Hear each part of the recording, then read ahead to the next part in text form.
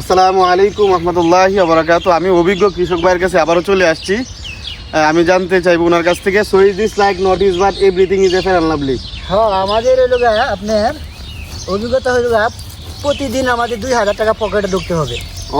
ওইটাই আমার অভিজ্ঞতা না? জি। আচ্ছা, প্রতিদিন 2,000 টাকা কিভাবে ঢুকাবেন বলেন?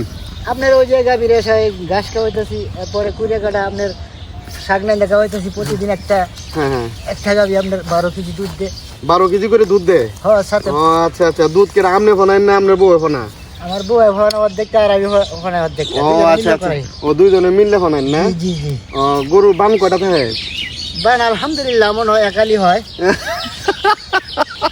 বান শক্ত থাকে না নরম থাকে? বান আলহামদুলিল্লাহ বউ ধরে বেলা একটু শক্ত থাকে, আমি ধরে ওরা ধরে ধরে।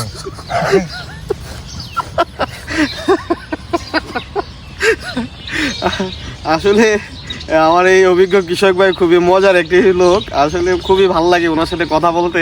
এই জন্যই ভাবলাম যে আপনাদের মাঝে একটু শেয়ার করি। হ্যাঁ, আচ্ছা, এই বাংলাদেশে যারা কৃষি খামারিতে কাজ করে থাকেন এবং যারা আপনার মতো অভিজ্ঞ লোক আছে, তারা সবাই কি আপনার মতো এরকম সফল?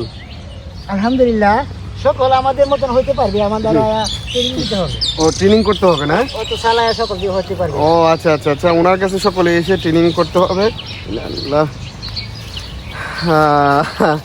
আসলে ওরা চেষ্টা করতেছে আধা আপনার। আমি যদি 12 কেজি দুধ উড়াই, তারা হেরা উড়া 2.5 কেজি। 2.5 কেজি না? ও আচ্ছা আচ্ছা আচ্ছা, 2.5 কেজি দুধ দেওয়ার কারণটা কি?